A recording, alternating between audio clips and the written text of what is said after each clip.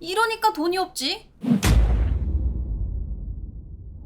오늘은 풍속화가로 잘 알려져 있는 김홍도에 대해서 알아볼 겁니다. 김홍도 모르는 분들이 없으실 거라고 생각해요. 아주 간단하게 몇 년도에 태어났는지부터 시작을 하도록 하겠습니다. 김홍도는 1745년 안산에서 김석무의 외동아들로 태어났습니다.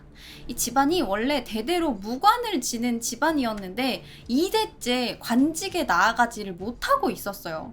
그래서 김홍도가 태어났을 때쯤에는 거의 그냥 어부처럼 살고 있었다고 합니다. 그래서 이 김석무의 소원은 우리 외동아들 홍도가 무관이 되어서 집안을 일으키는 것이었죠. 근데 이 김석무의 바람과는 달리 김홍도는 어렸을 때부터 그림 그리는 걸 더 좋아했습니다. 자, 그러자 이 김홍도를 가르치던 훈장이 김홍도를 불러서 그림은 양반네들이나 취미로 하는 거야. 그 유명한 분 있어. 표암 강세황이라는 분이 있는데 그 양반쯤 돼야 뭐 시랑 글이랑 그림이랑 다 잘해야 그 시서와 삼절로 불리고, 이게 글 공부를 못한 너네 같은 중인들이 그림을 그리면 뭐가 되는 줄 아니? 환쟁이가 되는 거야. 라고 포기하라고 가르칩니다. 자, 그렇게 김홍도는 표암 강세황에게 꽂혀버립니다. 아, 그렇게 대단한 분이 있어? 가서 배우고 싶다 라는 생각을 하게 되죠. 이 표암 강세황이라는 사람은 왜 표암이냐면 태어날 때부터 등에 얼룩무늬가 있었대요.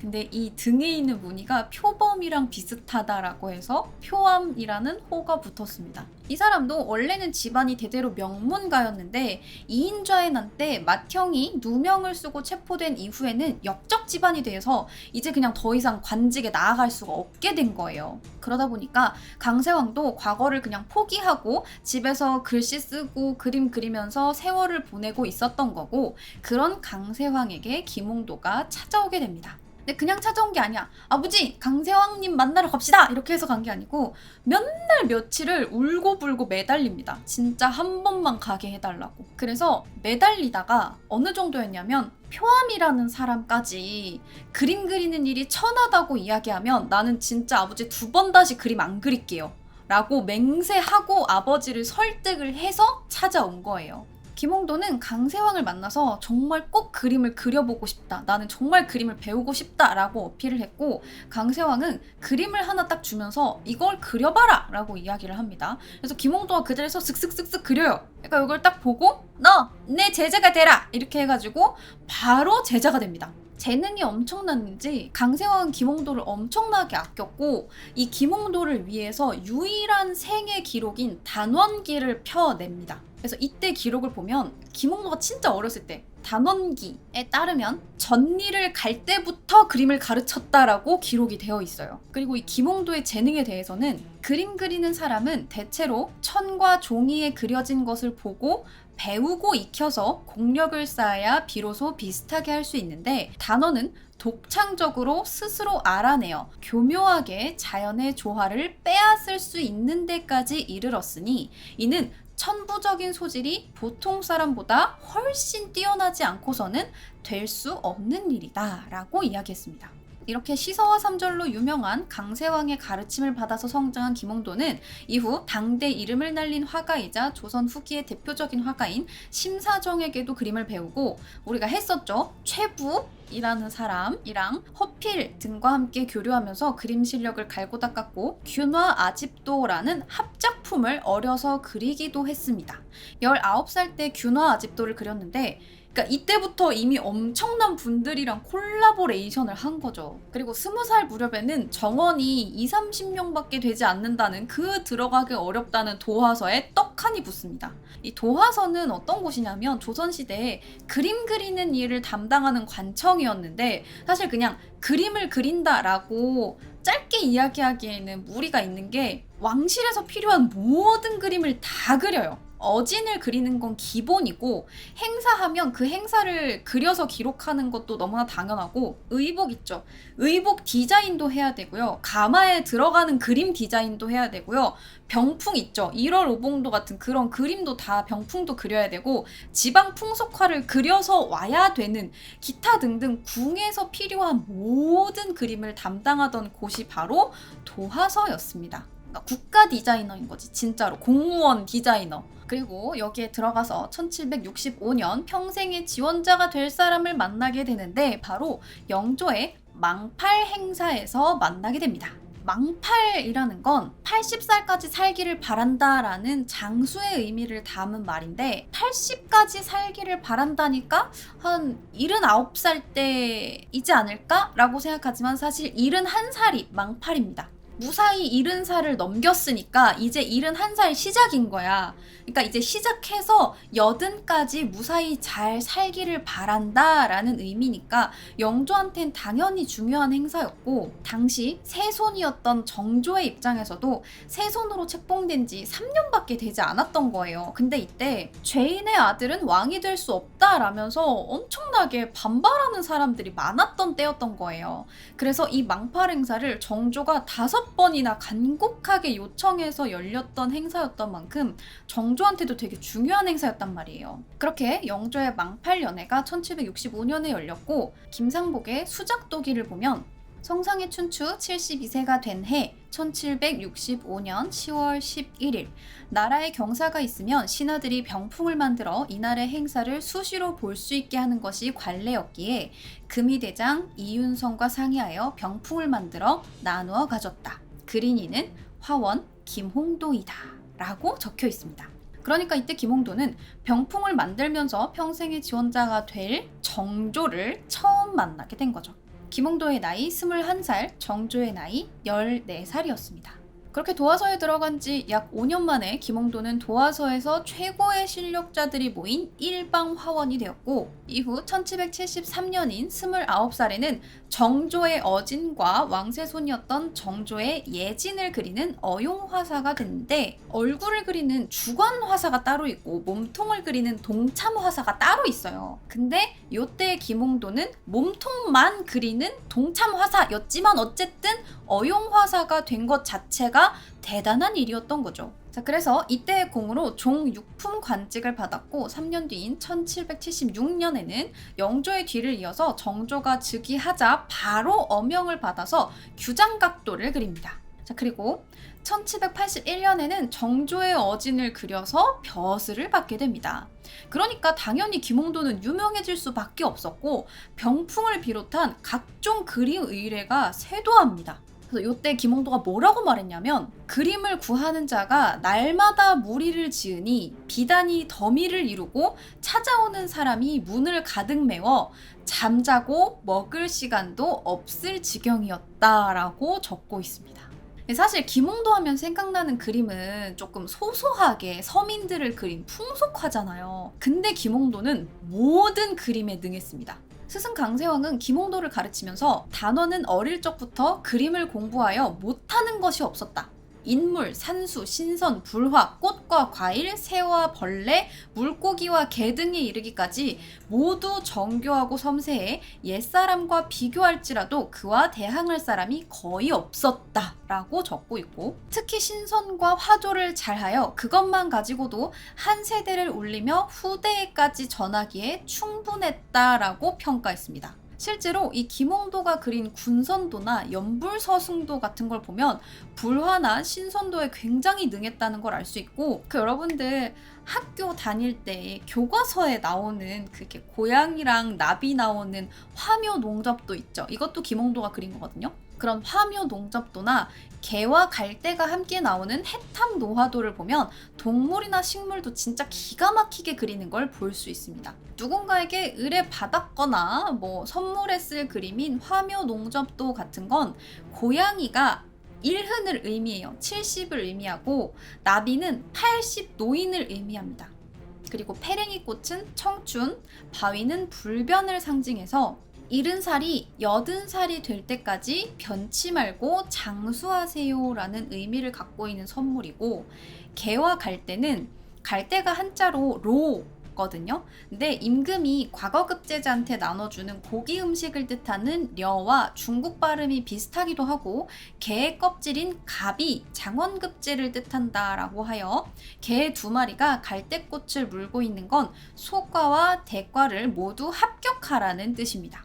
그리고 여기 글씨 써 있잖아요. 이렇게 써 있는 글씨를 화제라고 하는데 이 화제를 읽어보면 해룡왕 처야횡행이라고 적혀 있는데 바닷속 용왕님 계신 곳에서도 나는 옆으로 걷는다 라고 적혀 있는 거예요. 그러니까 권력 앞에서도 쭈뼛거리지 말고 소신을 지켜서 걸어라 라는 의미가 담겨 있는 거죠. 그러니까 해탐 노하도는 시험을 앞둔 선비에게 선물하는 그림이었던 겁니다.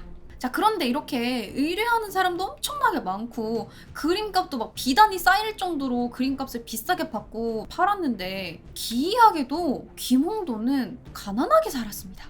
그 이유가 호산외사에 적혀 있는데 뭐라고 적혀 있냐면 집이 가난하여 덜어는 끼니를 잊지 못하였다. 하루는 어떤 사람이 매화 한 그루를 파는데 아주 기이한 것이었다. 돈이 없어 그것을 살 수 없었는데 때마침 돈 3천을 보내주는 자가 있었다. 그림을 요구하는 돈이었다.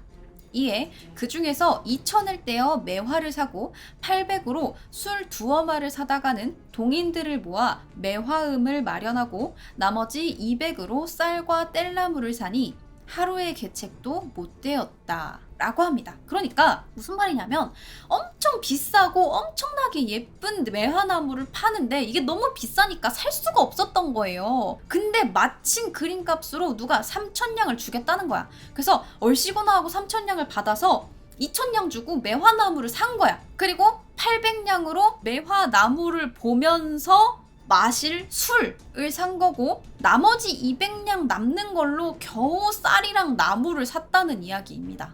이러니까 돈이 없지. 그러니까 정말 생활력이 없는 전형적인 예술가 타입이었던 거예요. 근데 또 이런 예술가가 얼굴도 예술이었나 봅니다. 김홍도의 외모를 묘사하는 글이 있는데 그 생김이 빼어나게 맑으며 훤칠하니 키가 커서 과연 속세의 사람이 아니다 라던가 아름다운 풍채와 태도가 좋고 도량이 넓고 구애됨이 없어 사람들이 신선중인이라 하였다 라는 글이 있습니다. 이 사람이 약간 생활력 빼고는 다 갖췄던 건가 봅니다. 정조의 어진을 그려서 받은 벼슬에 대해서 강세왕은 나라에서 기술자, 그러니까 중인이에요. 기술자를 등용한 것이 본시 여간에서 없었던 일이며 단원은 서민으로서 최고의 영광을 누린 것이다 라고 기록했습니다. 비록 종 6품의 말직이긴 했지만 화원으로서는 누리기 힘든 영광이었고 이 중인 있잖아요. 양반이랑 이 평민들 사이의 중인들은 최고로 올라갈 수 있는 관직이 종 6품이에요. 그러니까 지금 김홍도는 올라갈 수 있는 최고의 권력을 찍은 거예요 이미. 자, 이렇게 정조의 총애를 받은 김홍도는 거의 뭐 왕의 개인 화원으로서 활동하게 되는데 이 당시 정조는 자비대령 화원이라고 해서 도화서에서 실력이 제일 좋은 10명을 딱 뽑아서 규장각에 소속시킨 다음에 왕의 명령을 최우선으로 해서 그림을 그리는 팀을 꾸려놨어요. 그리고 김홍도 역시 정조의 명령을 받아서 그림을 그렸고 그렇다면 당연히 김홍도도 자비대령 화원이겠지 싶겠지만 아니었습니다. 왜냐하면 자비대령 화원은 철저하게 탑 10이잖아요. 실력을 증명해야 됐단 말이에요. 그러니까 1년에 12번씩 정기적으로 시험을 쳐야 돼요. 근데 김홍도는 이미 실력은 탑을 다 찍어놨으니까 쓸데없이 시험 치느라 시간 뺏기지 말라는 정조의 어떤 배려였던 거죠. 그래서 정조는 김홍도에게 백성의 일상을 그려오게 했고 이것이 국정의 참고 자료가 되어서 정조가 개혁군주라 불릴 수 있는 베이스가 어느 정도 됐다라고 보고 있습니다. 그래서 정조가 뭐라고 했냐면 김홍도는 그림에 솜씨가 있는 자로 그 이름을 안 지 오래다. 30년 전에 초상화를 그렸는데 이때부터 무릇 그림에 관한 일은 김홍도로 하여금 주관하게 했다. 라는 기록만 봐도 얼마나 김홍도를 믿었는지 알 수 있죠. 진짜 대단한 거예요. 물론 김홍도만 대단한 건 아니에요. 이 18세기 영정조 시대는 보통 조선의 르네상스라고도 불리는데, 이 사회의 전체적인 경제력이 높아지면서 전문 기술직을 담당하던 중인들의 사회적 지위도 당연히 함께 높아졌단 말이죠. 근데 이 양반이랑 서민들, 정말 평민들 사이에 있었던 이 중인들은 대체로 뭘 했냐면 화원, 의원, 통역관, 천문가, 관상감, 기타 등등 기술이랑 지식이 정말 필요한 부분의 전문직들이었기 때문에 절대 양반들에 비해서 지식 수준이 떨어지진 않았어요. 근데 양반들은 문인화 그리면서 매난국죽 그리고 막 시서화가 어떻고 막 그림을 어떻게 글씨를 더 잘 써야 되고 이런 게 있잖아. 근데 중인들은 여기에 끼지를 못하는 거야. 그러다 보니까 중인들 문학을 중심으로 하는 송서관 시사 같은 모임을 따로 만들어서 지식인들의 새로운 문화를 창조하기도 했습니다. 그래서 이때 김홍도나 신윤복, 김득신 같은 굉장히 유명한 화가들이 많았고, 이거는 어느 정도 정조의 문화 정치 덕분도 있겠죠. 특히나 김홍도는 정조의 명령을 받아서 전국을 떠돌아다니면서 백성의 일상을 풍속화로 그려서 민생 보고서처럼 정조에게 올렸습니다. 그래서 그 유명한 단원 풍속도첩에 서당, 씨름, 우물가, 담배 썰기 등의 그림이 이때 탄생한 거예요. 그래서 강세왕의 단원기를 보면 김홍도는 특히 사람살이 100가지, 1000가지 일과 세속의 여러 가지 모습을 옮겨 그리기를 잘했는데, 그가 그림을 그리면 사람들은 하나같이 손뼉을 치며 기이하다고 외쳤다 라던가, 기이하다는 너무 신기하다 이런 겁니다. 단원은 민간에서 벌어지는 세속의 일을 그렸는데 형형색색으로 모두 제각기 공교로움을 다하여 부녀자와 어린아이도 한 번 이 화관을 펼치면 입이 딱 벌어지지 않는 자가 없었다 등의 기록이 있습니다. 자, 그래서 작품들을 몇 개 볼게요. 이 대표적인 서당을 볼 텐데, 매를 맞은 것 같아 보이는 아이가 울고 있고, 훈장님은 좀 속상해 보이는데 왼쪽 오른쪽에 앉은 아이들이 막 낄낄거리면서 웃고 있어요. 굉장히 좀 이렇게 재미있는 그림입니다. 근데 자세히 보면 이 왼쪽이랑 오른쪽에 앉은 아이들의 옷차림과 표정이 다 달라요. 그래서 보면 이 왼쪽에 앉은 아이들은 몰락한 양반이나 중인들이고, 오른쪽에 앉은 친구들은 양반네들인 거죠. 그래서 이때에 양반이랑 몰락 양반이랑 중인들이 다들 섞여서 교육을 받았다라는 것도 알 수 있고, 맨 오른쪽 위에 앉은 요 아이 있죠. 혼자 갓 쓰고 있죠. 이 친구는 일찍 결혼한 거예요. 그래서 상투를 먼저 틀었죠. 그리고 가장 아래에 앉은 애기는 아직 너무 어려가지고 옷차림이 단정하지도 않고 댕기도 제대로 따지 못한 모습이 보입니다.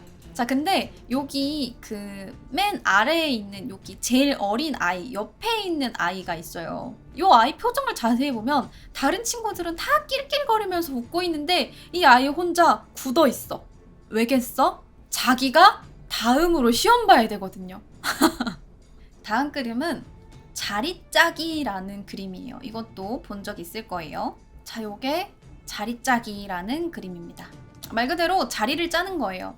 근데 요 그림도 그냥 자리를 짜는 게 아닙니다. 자, 자세히 보시면 이 남자가 무슨 이렇게 갓도 아니고 뭔지 모르겠는 모자를 쓰고 있죠? 이거는 사방관이라는 모자예요. 이건 양반들이 쓸 수 있는 겁니다. 그러니까 이 사방관이라는 모자를 쓴 것으로 보아 이 사람은 일단 양반인데, 양반이 밖에 나가가지고 일도 안 하고 집에서 와이프 옆에서 자리 짜고 있잖아. 왜겠어요? 이 사람 잔반이라고 불리는 몰락한 양반인 겁니다. 양반은 양반인데 관직에 나아가지를 못해갖고 집에 돈이 없으니까 집안에서 할 것도 없고 눈치도 보이고, 그러니까 옆에서 와이프 도와가지고 자리 짜고 있는 겁니다. 자, 근데 이 둘이 자리를 열심히 짜고 있는데 아들내미가 뭐해요? 뒤에서 아들내미가 부모님도 돕지 않고 뒤에서 공부하고 있습니다. 왜일까요? 몰락한 양반인 아버지의 뒤를 이어서 너는 공부해서 가문을 일으켜라, 이겁니다. 아버지는 자리를 짤 테니 너는 관직에 나아가라, 너는 공부나 해라, 이겁니다. 자, 아무튼 이런 식으로 뭐 담배 썰기나 자릿짜기 같은 건 고수입의 작물, 담배를 경작하거나 특산물을 제작하는 모습을 그려서 상업적 농업 경제가 발달하는 시대 유통 경제를 보여주는 그림들인 거고, 그렇기 때문에 배경을 과감하게 삭제하고 백성들의 모습을 있는 그대로 그려서 그 속에 있는 스토리에만 집중하고 있는 겁니다. 정조의 총애를 받은 김홍도는 1781년, 1791년에도 꾸준히 정조의 어진을 그렸고 1791년에는 어진을 그린 공으로 중인이 올라갈 수 있는 최고 자리인 아까 얘기했죠. 종육품, 충북, 현감의 자리에 오르게 됩니다. 이게 그림을 잘 그려서 고을의 원님이 된 상황인 거예요.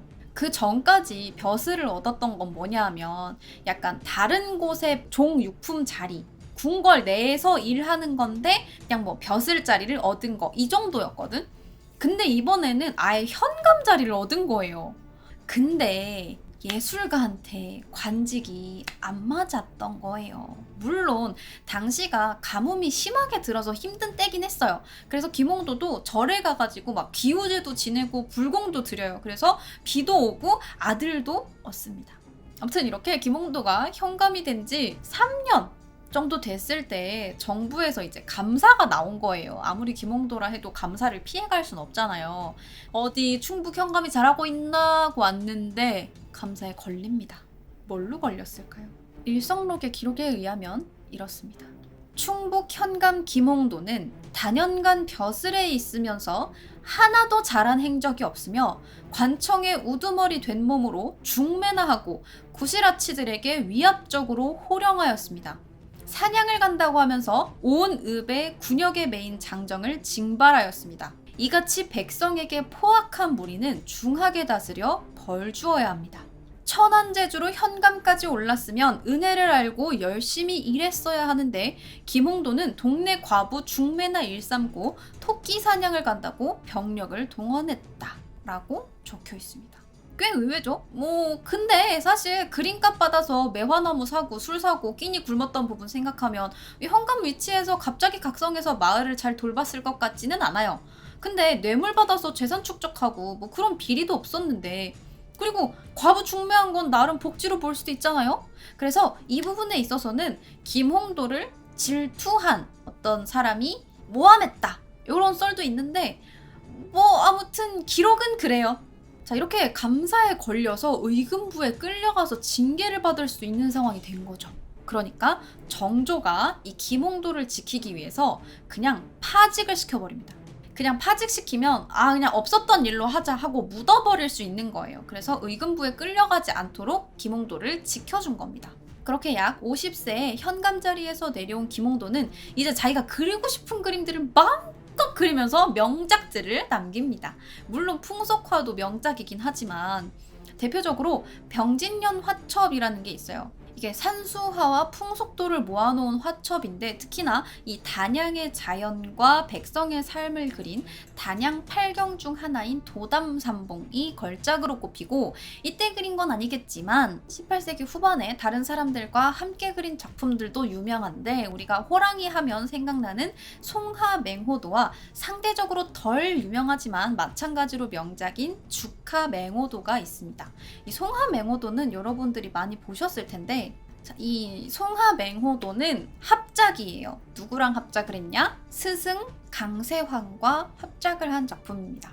소나무는 스승이었던 강세황이 그렸고 호랑이는 김홍도가 그렸어요.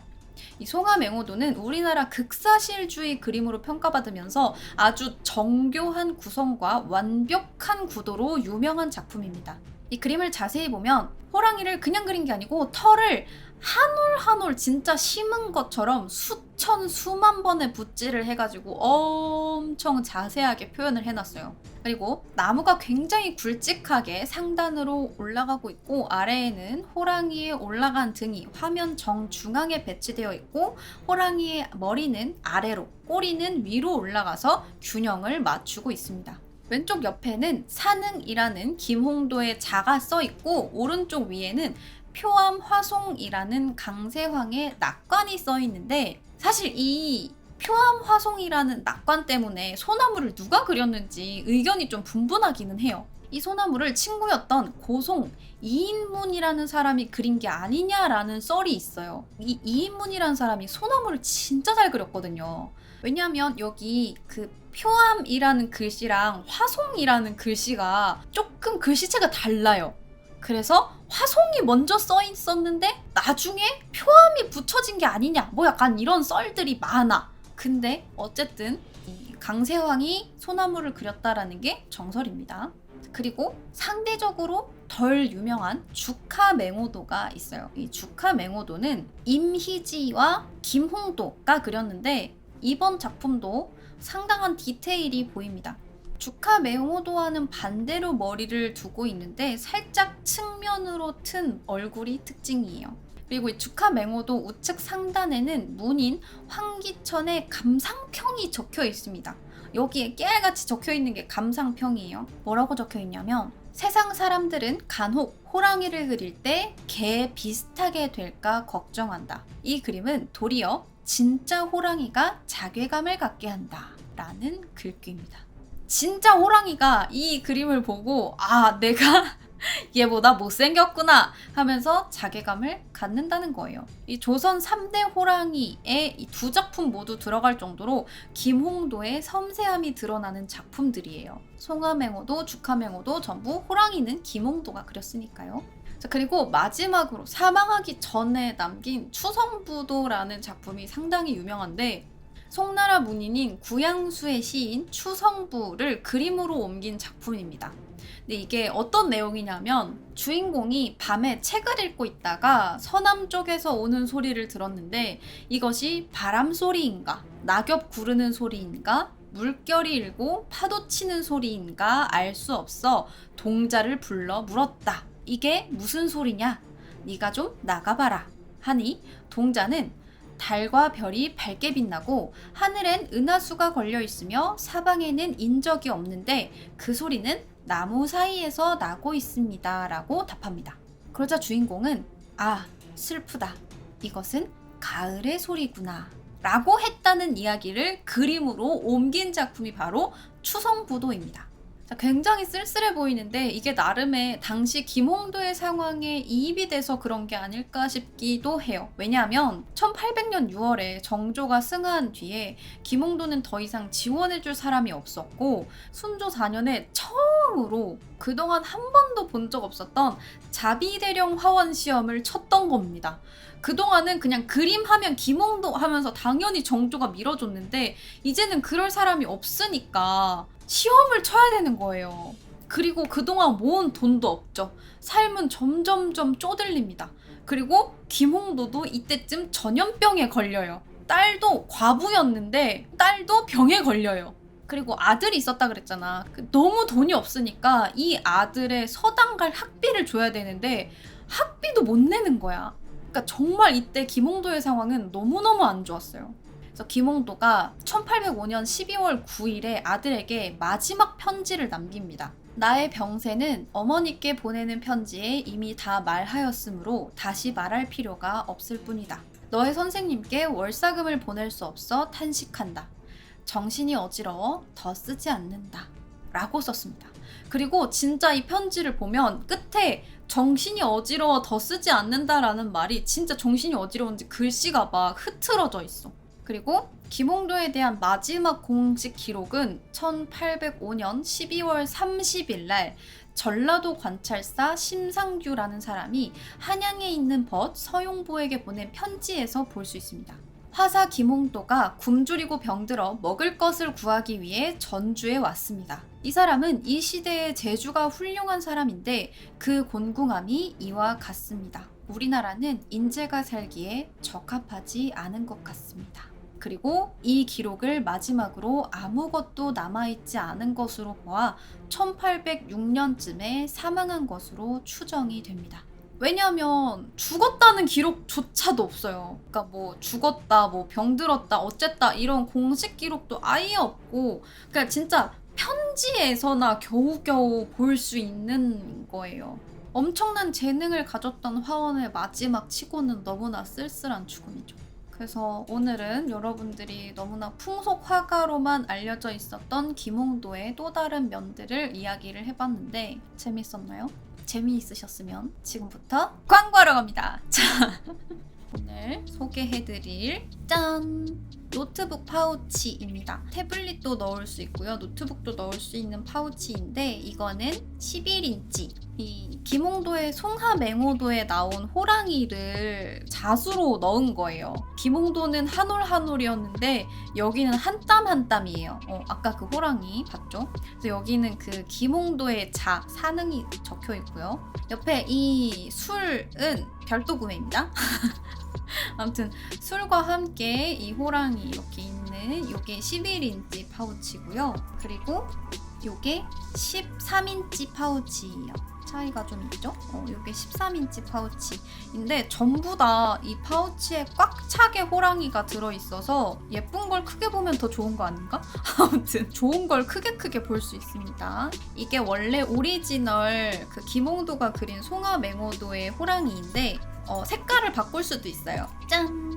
여기도 술 붙어 있는데 여기 보시면 은사로 제작이 되어 있어가지고 얘는 약간 백호 같아 보이죠? 이게 좀 더 멋있다고 하시는 분들도 있는데 아무튼 이렇게 색깔은 두 가지가 있어요. 술도 남색이 있고 빨간색이 있고 그리고 여기 지퍼 보면은 지퍼 디테일도 상당히 그냥 지퍼 아니고 약간 한국적인 느낌이 있어요. 자 그리고 짠! 요거는 후드 집업이에요. 후드 집업인데 저는 회색 후드에 이제 은색 호랑이로 정했고요. 여기에도 마찬가지로 김홍도의 자가 써 있습니다. 짠!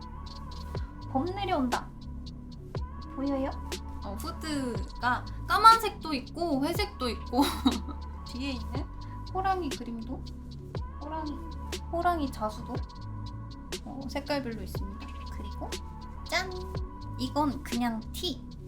이것도 역시 자수가 들어가 있는 송하맹호도의 호랑이 자수가 들어가 있는 티입니다. 저는 까만색을 좋아해가지고 앞은 이렇게 생겼고 까만색의 은사를 할 수도 있을 거예요. 이것도 입어볼까? 으악! 여기 김홍도의 자가 있고요. 짜잔. 여기가 자수를 진짜 잘한대요. 이거 런칭하신 그 대표님 있어요. 이렇게 약간 한국적인 그런 자수 해가지고 옷 만드시는 그 여기 회사 대표님 있거든?